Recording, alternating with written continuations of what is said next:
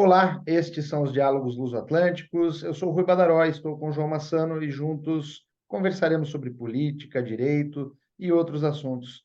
Tudo bem consigo, João, neste 11 de agosto de 2023?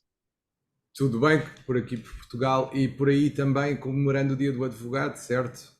Que se Sim, comemora então, duas vezes no hoje, Brasil, não é? sim, aqui no Brasil, o 11 de agosto, nós comemoramos o Dia do Advogado, para além, por óbvio, da data festiva comemorada em maio, que é o Dia de Santo Ivo, o padroeiro da advocacia. E aproveito o ensejo, João, para lembrar a origem do Dia do Advogado aqui no Brasil, e que praticamente está relacionada ao surgimento dos cursos de direito nestas bandas. O advogado, né, do futuro, eu entendo, João, ele deve conhecer o passado para entender tudo, né, que se passou para compreender os dias atuais.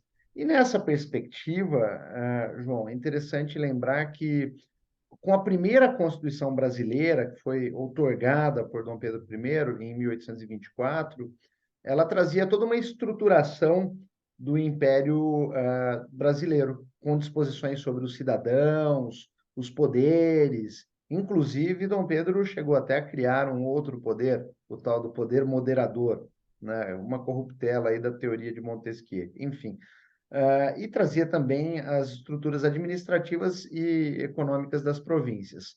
Com essas novas normas, era, por óbvio, necessário supervisioná-las e fiscalizá-las. Então, Dom Pedro, em 11 de agosto de 1827, para fomentar essa necessidade, que eu apontei agora, criou os dois primeiros cursos de direito do Brasil, primeiro no Largo São Francisco e o segundo em Olinda. Um, portanto, em São Paulo, capital, e o outro no estado do Pernambuco. Até a década de 30, João, do século passado, os bacharéis em direito eram profissionais que praticamente encabeçaram todos os movimentos relacionados ao desenvolvimento do Brasil, não só os jurídicos, mas os sociais, enfim, todos. Eles eram considerados os profissionais críticos que enalteciam a cultura, que sempre preconizavam movimentos de revolução.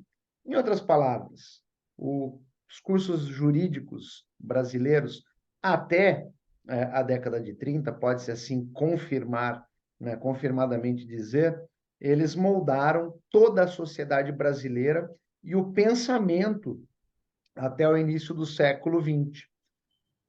A propósito, João, eu não sei se você conhece bastante sobre o direito brasileiro, mas nós temos vários pensadores, né, da literatura e mesmo da filosofia que são bacharéis em direito, como Castro Alves, do Guarani, Gonçalves Dias, da Canção do Tamoio, que eu sempre gosto de entoar. Enfim, o 11 de agosto, ele também é bastante interessante porque ele comemora também um outro dia, o dia do Pendura. Por quê? No dia 11 de agosto, nós costumamos, nos cursos de direito por todo o Brasil, em tese, eles brincam de pendurar a conta, de não pagar as contas no dia 11. Então, seria algo no seguinte sentido, né? O proprietário pendura a conta dos estudantes de direito e os estudantes não pagam a conta nesse dia como uma homenagem dos comerciantes para com os estudantes de direito, para com os advogados. Óbvio que esse costume ele já se esvaiu de certa maneira, mas continua a existir o dia do pendura. No dia 11 de agosto, estudante de direito, em tese, não deve pagar a conta. Mas isso foram em outros tempos. Em Mas, suma, são essas as novidades, pouco alvissareiras, mas que devem ser lembradas. O direito deve ser enaltecido. Nós vivemos um momento complicado, João, na atualidade, e eu tenho certeza que você vai comentar isso. E agora deixo o tom jocoso para tratar de maneira atenciosa e mais séria essa temática. A advocacia é de suma importância para a sociedade. O advogado, ele é um mecanismo para se atingir o munus maior, que é a justiça. Sem advogado, não é possível afirmar que se faz justiça. Somos necessários para a consecução dela. De outro lado, o que tenho visto nos últimos anos é uma série de ataques à advocacia, seja para exclusão de suas competências, seja para exclusão de suas áreas de atuação privativas, e o que temos visto são projetos de lei, pelo menos aqui no Brasil. Gostaria que comentasse se há algo em Portugal que atacam o exame de ordem, que atacam a condição de autarquia especial da Ordem dos Advogados do Brasil, que ataca, de certa maneira, a advocacia. E isso não pode ser aceito, deve ser combatido e apenas com responsabilidade, com atenção por parte de todos os advogados, atuando de forma unida, é que nós conseguiremos efetivamente defender não só os direitos dos advogados, mas de todos os cidadãos, porque a advocacia é necessária para, além da justiça, manter uma sociedade sob a égide da democracia. Mas, desculpe, como é que se comemora o Dia do Advogado no Brasil, por exemplo? Como se comemora o Dia do Advogado no Brasil? No dia 11 de agosto, né, que é o dia da criação dos cursos jurídicos, os estudantes praticam a tal da pendura. Isso é fato. De outro lado, nós temos eventos, temos menções por parte da mídia, da imprensa, com relação ao Dia do Advogado. E, de outro lado, dia 19 de maio, nós também comemoramos o Dia do Santo Ivo, que é o santo padroeiro da advocacia. E, em 19 de maio, é rezada uma missa, são realizados também eventos para enaltecer a importância do Santo Ivo para a advocacia. Pronto, voltando então à questão, nós aqui só comemoramos no dia 19 de maio, não comemoramos no dia 11 de agosto, mas eu diria que a questão do ataque à advocacia em Portugal também existe e de uma forma muito violenta, nomeadamente através da proposta de lei que já foi aprovada na Generalidade e que foi apresentada pelo Partido Socialista e que coloca em causa algumas coisas que até aqui eram consideradas quase sagradas, que têm a ver com, por exemplo, a questão das cobranças de créditos, da negociação. Não são retirados atos aos advogados, só que deixam de ser atos exclusivos e podem ser praticados por outros não advogados.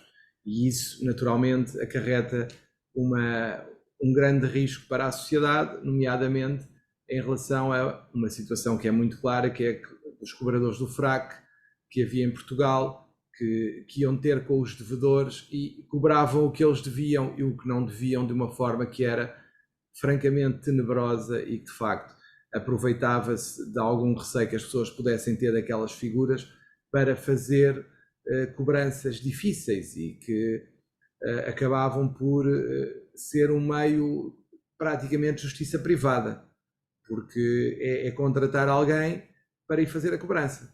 E com o que se vê agora, eu diria que é uma situação muito, muito delicada. Essa é uma delas. Depois, eu diria que é quase a lógica de, como há aqui um crime que ninguém consegue punir ou que dificilmente é combatido a situação que se pretende punir, legaliza-se a procuradoria ilícita, por exemplo.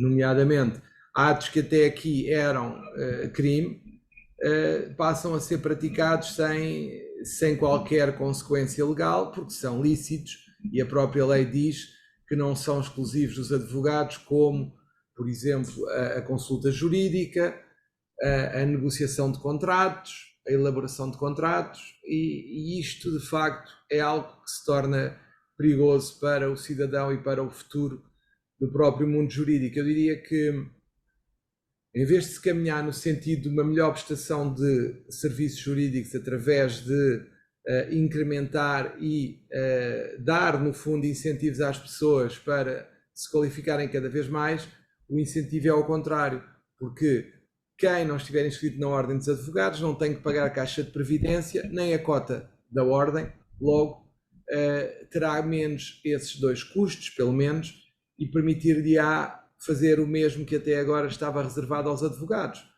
Portanto, estamos perante uma situação que ameaça de uma forma clara cortar direitos aos cidadãos, porque de facto, se eles recorrerem a pessoas não advogadas, acabam por, ou podem acabar por cair em situações menos defensoras dos próprios direitos, mas que na prática eles muitas das vezes nem se aperceberão da situação e só se aperceberão se houver uma chatice que conduza a uma situação em tribunal e aí já tem que ser o advogado a ir resolver.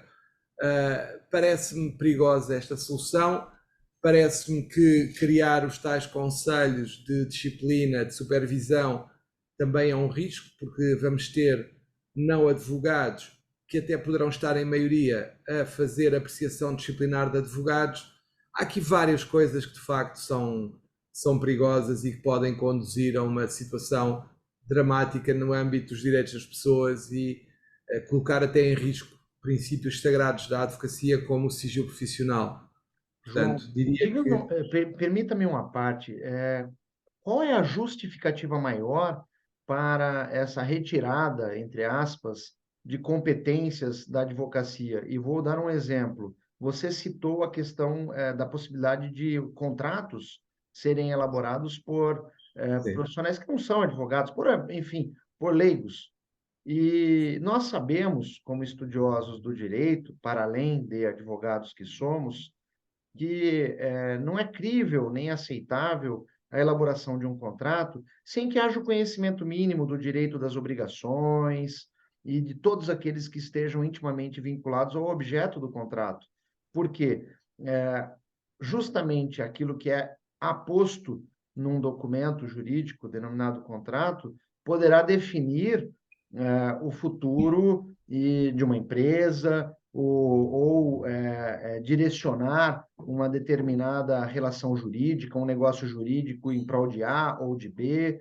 E se for feito de qualquer jeito, como se comprássemos o contrato pronto em uma livraria ou baixássemos do Google, né, como a maioria das pessoas parecem e fazem, e no Brasil isso ocorre, bastante, eu não vou contratar um advogado, vou baixar um modelo de contrato no Google e ponto final. Então, sim. pergunto, e assusta-me ouvir isso de ti, porque se isso realmente for levado a termo e ocorrer, nós teremos a médio prazo um caos em Portugal. Sim, sim. O caos é inevitável se continuar assim. Pode não aparecer logo, mas vai aparecendo qualquer coisa e aos poucos as situações vão se tornando cada vez mais caóticas, desincentivando o recurso aos tribunais e passando a ter um sistema paralelo de justiça, bem aos moldes quase da justiça privada. E esse é o maior risco que eu vejo, é um regredir na civilização, pode levar a que as grandes conquistas em matéria de direito acabem por ser desconsideradas e até postergadas com esta nova vertente da simplificação em relação aos advogados.